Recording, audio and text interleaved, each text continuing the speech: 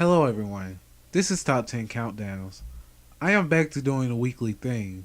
So to start us off, I am doing 8 scary slash weird stories. I hope you enjoy.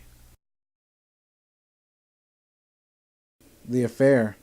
Jeremy knew his wife Gail was having an affair. The only information he discovered about the man she was seeing was his last name, Chamberlain, and he didn't really care to know anything else about him. The marriage was over, and he or Gail was merely going through the motions. Clues started to appear that Gail's relationship was turning sour. Her face betrayed bruises, and she was making and taking frantic calls at all hours. Jeremy kept his distance from the drama in her life, feeling that whatever problems she was having, she brought on herself. Then Gail disappeared. Jeremy came home from his office to find the house empty, which wasn't unusual, but when Gail didn't return for 2 days, he started to become concerned. She hadn't packed any clothes for her trip, no note or text. Another 24 hours and he'd call the police. The following morning, Jeremy was driving to work when the flashing lights of a police cruiser burst behind him. Agitated, he pulled over and lowered the window for a burly, grim officer. "Morning. I pulled you over because I noticed your truck had popped open." "Really? Come back and take a look, sir." Jeremy got out and followed the cop to the rear of the car where the trunk was indeed open, and to his shock, inside was the bloody, lifeless body of Gail in a fetal position. Cuffed and dazed, Jeremy leaned against the cruiser as the cop called it in. "This is Officer Chamberlain, requesting backup and an ambulance." Shark Cage. "We had a cancellation, so you're both up for it. We can take you out for $50, but we have to leave now." The honeymooning couple glanced at each other, glossy-eyed and adventure-filled by the sheer thought of swimming with sharks. Within an hour, they were 15 miles out to sea, nothing but ripping blue in every direction, clambering into tight wetsuits and later, the cage itself. The two were all smiles, if a little jittery. The men aboard helped them get situated, all the while baiting the crystal waters. Dorsal fins emerged above the waves, dozens migrating towards the scent of blood. As the frenzy commenced, the cage lowered beneath the surface. Their view was incredible, up close and personal with beasts as long as their boat. Tearing into the bait with ease, they watched their gnashing teeth in awe. Soon, they felt a jolt in their cage, then panic as the doors began to reel back. In seconds, the cage was wide open, immediately catching the feasting creatures' attentions. Above the water, the men rifled through the couple's bags, stuffing bills and valuables into their pockets before dumping the rest. They hardly noticed the clear water surrounding their boat, brightened by large splotches of vermilion. Best friend ever. My little sister Candace has a best friend. You know, one of those imaginary ones. She's a pretty smart 7-year-old, so at the time, I thought she'd be over that phase by now. I mean, she'd been proclaiming the existence of her friend since she was 3.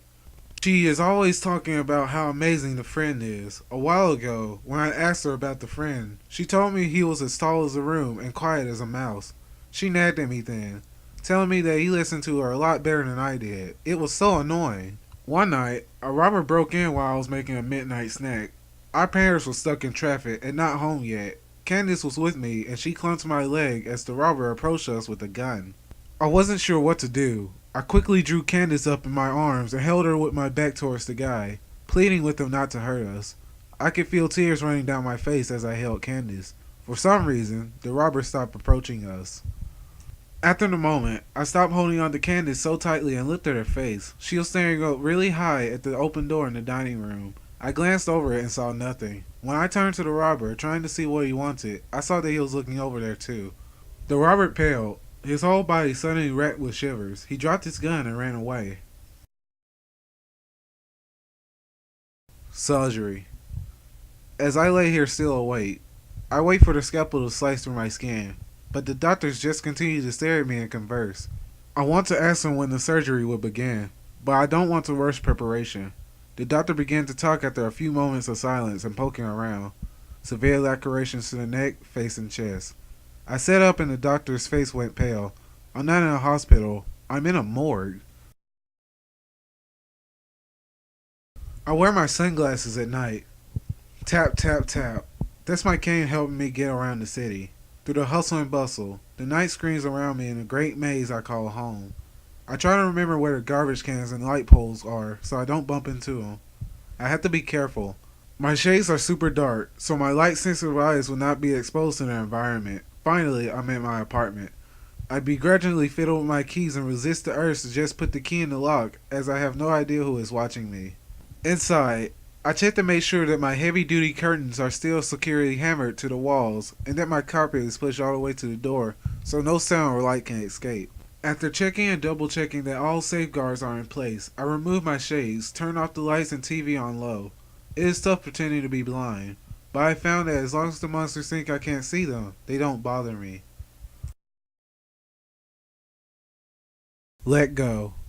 Barry's in a mood again. I start making dinner while the kids play in the puddle-filled backyard. It always brings peace of mind when I can watch them out of the kitchen window. Dinner is ready. Sarah and Dylan, take your shoes off. I don't want mud dragged through the house again. I feel like I repeat this request day after day. As we eat, I ask the kids about school, while Barry barely acknowledges us and just gobbles down on his food.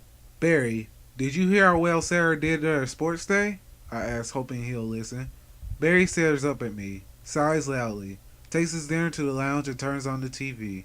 Sarah looks hurt, but manages to tell me about coming third in the 100-meter sprint. I tell her I'm proud of her, then ask them to eat up before I clear the plates. They never eat much anymore. They used to love the food I made. Maybe I need to make something more interesting. I tell the kids to get ready for bed while I clean the dishes and prepare for next day's lunches. Barry silently steps in to help, and eventually says, I think he needs to see someone. This can't go on. Great, this conversation again. Barry thinks I'm losing my mind. It's been 4 years, he says. Pretending they're here isn't going to bring them back. I disagree. They're already back. How else will there be muddy footprints in the hallway every night?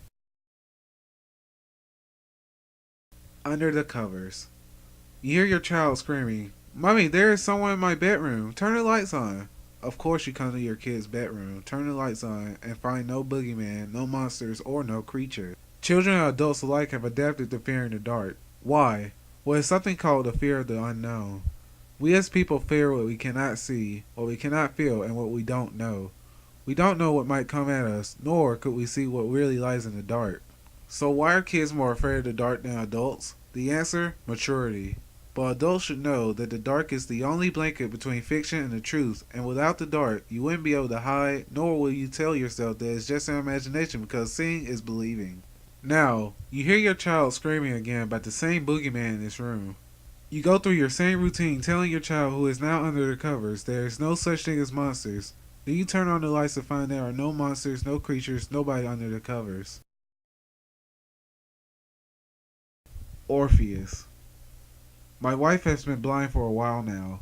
I think it's been roughly 3 years ago that she was diagnosed with severe glaucoma.